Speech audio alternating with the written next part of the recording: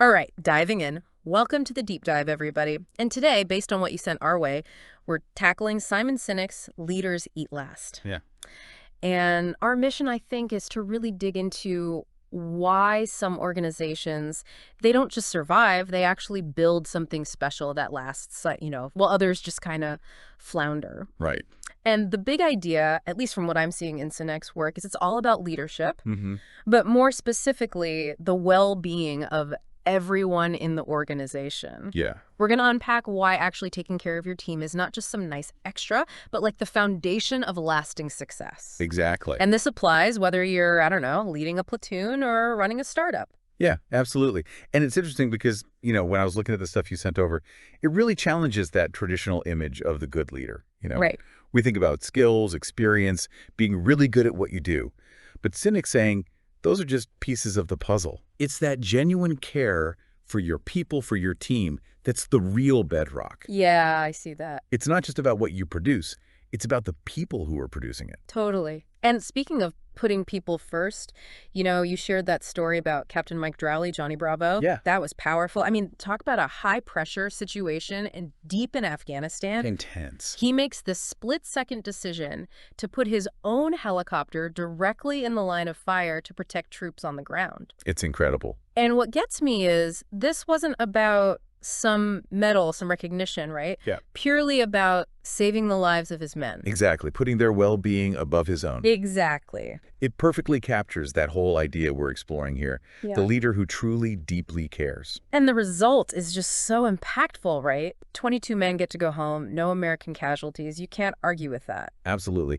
And it really drives home the idea that when leaders genuinely care, it inspires those they lead to protect and fight for the organization. They're invested, right? Exactly. It's a two-way street built on trust and genuine care. And it really struck me reading about those factory workers at Hayes and Sandiaker. Oh, yeah. Before the new leadership, it was bleak. Yeah. Bells dictating every move, zero trust. Like cogs in a machine. Right. Not even seen as people. And then you contrast that with, the office staff. Coffee breaks, phone calls, freedom. So different. It's two worlds within the same company. Yeah, you can see how that would breed resentment. Absolutely. Like, we're not valued. And that story about Ron Campbell, feeling more trusted when he was away from the plant, I know.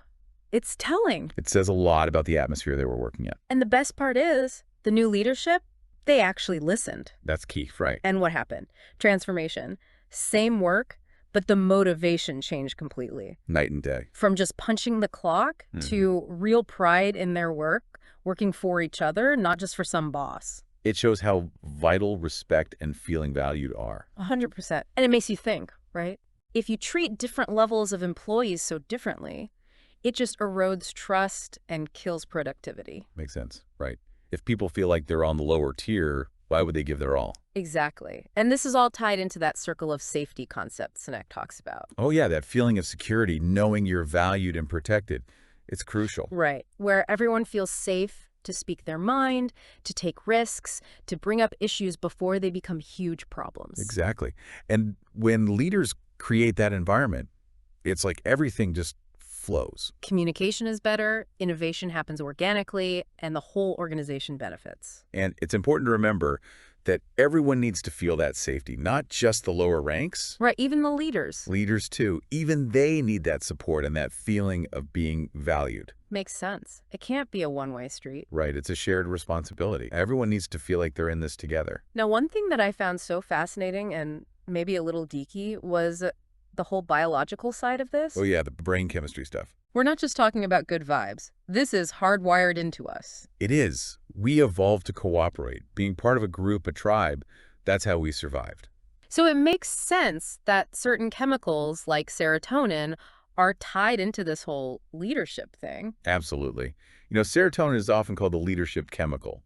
It's that feeling of pride, of respect, when others value us. And it works both ways, right? Yeah. It's felt by both the person being recognized and the person giving the recognition. So, like, if a mentor sees their mentee succeed, both of them get a serotonin boost. Exactly. And that strengthens their bond. So even as a leader, celebrating your team's successes, even the small ones, it's not just about them, it's benefiting you too. Right, because it creates that shared sense of accomplishment. Exactly, that we did this together feeling. And then there's oxytocin, the love hormone. Oh, the trust hormone. It's amazing how it works. Right. It gets released when we're generous, or even when we just see someone else being kind. It's what helps us build those strong, trusting relationships and actually even helps us solve problems better together. Which is so cool because then you have cortisol, Ah, the stress hormone. the killjoy. Yeah, the alarm bell's going off. It actually blocks oxytocin from being released. It does. So when you're in a high-stress environment where that circle of safety is weak, that fight or flight response takes over. So you can't really build trust when everyone's on edge. Right. It shuts down that whole cooperative, collaborative spirit. And you've also got dopamine, the reward chemical, and endorphins, the ones that kick in when we push ourselves physically. Yeah, those are important too. The excerpts pointed out that too much dopamine without those social connection chemicals can actually make us more isolated. Makes you think, doesn't it? It does. Like, what are we really striving for? Right. Is it just individual achievement or is it something more? So a healthy organization needs that balance, right? Absolutely. Mm. It's about finding that sweet spot where those chemicals work together, not against each other. Now, you also shared some thoughts about the dangers of abstraction. Oh, yeah. Especially in big organizations. Yeah. It's easy to lose sight of the human element. Like all those layers of management, all those numbers on a spreadsheet. You forget there are actual people behind those numbers. Yeah. It reminds me of that Milgram experiment. Have you heard of that? Yeah, dimly. Remind me. So they had these participants who thought they were giving electric shocks to another person, even though it was all fake. Oh, wow. But the point was to see how far they'd go when an authority figure told them to keep increasing the voltage. So they were distanced from the victim. Exactly. And a lot of them went way further than you'd expect just because someone in a lab coat told them to. It's a chilling example of how easily we can disconnect from the consequences of our actions when we're not directly confronted with the human impact. It's like those layers of management or just interacting through screens all the time. It's the same idea. That distance makes it easier to make decisions that hurt people because you don't see their faces, you don't hear their stories. They become numbers. And the excerpts argue that's why you need something bigger than just profit to guide you. Right. Some kind of moral compass. Whether it's a strong ethical code, a commitment to a cause, something that keeps you grounded in the human element, especially when you're dealing with those big abstract decisions. And they gave a really powerful example contrasting how we react to large-scale tragedies versus individual stories. Right, like everyone knows about the Syrian refugee crisis, but it's that story of a single refugee, a family struggling to survive that truly grabs us. Exactly. It's that human connection, that empathy for an individual that really moves us. It's why, even in this digital age, face-to-face interaction is still so crucial for building trust. I was thinking the same thing when I read about the Blog World Conference example. Me too. Why do people even go to conferences if online interaction is enough, right? Exactly. There's something about being in the same room with someone, shaking their hand, having that direct physical connection that can't be replicated online. So it's not just about the size of the group, but the quality of the connections. Right. Which brings us to Dunbar's number, right? Ah, yes, the magic number. About 150. That's the limit for the number of meaningful relationships our brains can really handle. That's where the Bill Gore observation comes in, doesn't it? Yeah, he noticed his factories were most effective when they stayed under that 150 mark.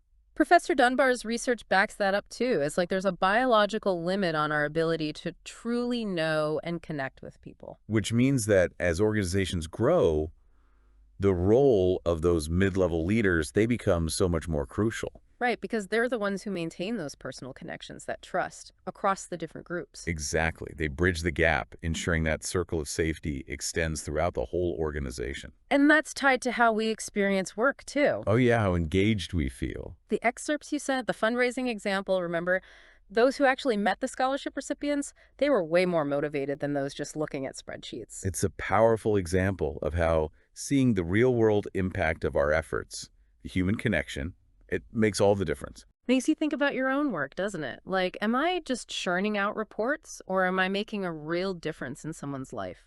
It's a question worth asking. Yeah. And it also ties into the value we place on time and effort. Right. You can always make more money, but you can never get back wasted time. Exactly. So when someone invests their time and energy in us Right. or in a shared project, it feels so much more meaningful. It's like they're giving us something precious. Absolutely. And it's interesting how the conversation then shifts to this whole idea of shareholder primacy. Yeah, that's a big one. Like, how did we get to a place where maximizing shareholder value is the only thing that matters? Well, the excerpts talked about how back in, say, the 1950s, corporations often saw themselves as having a broader responsibility To society. to society, yeah, providing stable jobs, contributing to the community. Right. But by the 1980s, there was this huge shift towards maximizing profits for shareholders. So layoffs became a thing, even if the company was doing well. Exactly. It was all about the bottom line, even if it meant sacrificing people's livelihoods. And they even made the argument that shareholders don't actually own the corporation. Right. They just own stock. So it makes you question that whole, like, absolute obligation to maximize shareholder value. Absolutely. And the BP oil spill, the Deepwater Horizon disaster, it's used as prime example of what can happen when that focus on cost cutting, on short-term profits, trumps everything else. Yeah, tragic. A clear case of putting profit before people and the environment. And in the end, it ended up costing BP way more in the long run. Right. Financially and reputationally. So it's not even a good business strategy in the long term. Which is why those examples of leaders who prioritize people are so refreshing. Oh, yeah. You had James Sinegal at Costco, contrasting with Jack Welch's style at GE. Yeah, Senegal was all about treating employees like family. It created this incredible loyalty. And Costco thrived, even during those tough economic times. Right, stability instead of constant upheaval. Exactly. And then you had those other examples like Charlie Kim at NextJump with his lifetime employment policy, Bob Chapman at Barry Wemmeler, who refused to lay people off during a crisis, and Captain Marquet, who empowered his entire crew. All very different contexts, but that same core principle, right? Exactly. It's not about being the hero leader who barks orders. It's about empowering your team, taking care of them, creating an environment where everyone can succeed. Exactly. And that ties into the whole integrity thing, too. You know, the Marine Corps story you shared about the recruit who lied. It wasn't just the lie itself that was the problem. Right, it was that he didn't own up to it immediately. Exactly. And without that honesty, that accountability, you can't build trust. It erodes the whole foundation. It made me think about the example of Congress, too. Oh, yeah. That was fascinating. How they talked about the decline of trust and cooperation in Congress. And linked it to that lack of personal connection. Right. It's all about fundraising, winning elections, that dopamine rush. But not about actually building relationships with the other side. Exactly. Yeah. But then you had that great anecdote about Representatives Goodlatte and Herseth Samlin. Yeah. They built a real bond on a trip to Romania, outside of all the political maneuvering. And it actually led to better cooperation back home. Proof that human connection really matters. It does. And those congressional retreats they tried, those failed because there wasn't that genuine commitment to building those relationships. Yeah, one weekend in a fancy resort isn't enough to undo years of entrenched animosity. Right. It takes consistent effort and a real willingness to connect on a human level. And it's interesting because the material touches on these generational differences, too. Yeah, the me generation and the distracted generation. Like, is the pursuit of individual wealth or that constant dopamine hit from our devices making it harder to build those deep, meaningful relationships that we've been talking about? It makes you wonder, doesn't it? What are we prioritizing? It's a good question. And then there's that powerful conclusion drawing on the concept of Step 12 from AA. Oh, yeah, that helping others can actually be the best way to help yourself. Exactly. Yeah. Like, if you're feeling cynical, lost, just focus on helping someone else. And in doing so, you might find that sense of purpose you were missing. And that shared struggle, that mutual support, it's the key to building a truly strong and resilient organization, a community, a society. Because we're all in this together, ultimately. So wrapping up this deep dive into Leaders Eat Last, I think the biggest takeaway for me is this. Organizations don't just succeed because they have brilliant strategies or the latest tech. Right. It's about those human connections. It is. It's about leaders who create that circle of safety where everyone feels valued, trusted, and empowered. Absolutely. And it's not some soft, fluffy idea. Right. It's backed up by science, by biology, by real-world examples. It's as true on the battlefield as it is in the boardroom. Exactly. So here's something to think about. Look at the different environments you're in: work, community, family.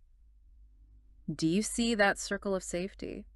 If not, what small steps can you take to build it, to strengthen those connections? It's a challenge, but a worthy one. What kind of leader do you want to be? That's the question we all need to ask ourselves. And if you want to delve even deeper into this, definitely check out Simon Sinek's Leaders Eat Last. Lots to think about. Until next time, happy diving. All right, diving in. Welcome to the Deep Dive, everybody. And today, based on what you sent our way, we're tackling Simon Sinek's Leaders Eat Last. Yeah. And our mission, I think, is to really dig into why some organizations, they don't just survive, they actually build something special that lasts, while others just kind of flounder. Right. And the big idea, at least from what I'm seeing in Sinek's work, is it's all about leadership, Mm-hmm. but more specifically, the well-being of everyone in the organization. Yeah. We're going to unpack why actually taking care of your team is not just some nice extra, but like the foundation of lasting success. Exactly. And this applies whether you're, leading a platoon or running a startup. Yeah, absolutely. And it's interesting because, when I was looking at the stuff you sent over, it really challenges that traditional image of the good leader. Right. We think about skills, experience, being really good at what you do. But Sinek's saying those are just pieces of the puzzle. It's that genuine care for your people, for your team, that's the real bedrock. Yeah, I see that. It's not just about what you produce. It's about the people who are producing it. Totally. And speaking of putting people first, you shared that story about Captain Mike Drowley, Johnny Bravo. Yeah. That was powerful. I mean, talk about a high-pressure situation and deep in Afghanistan. Intense. He makes the split-second decision to put his own helicopter directly in the line of fire to protect troops on the ground. It's incredible. And what gets me is this wasn't a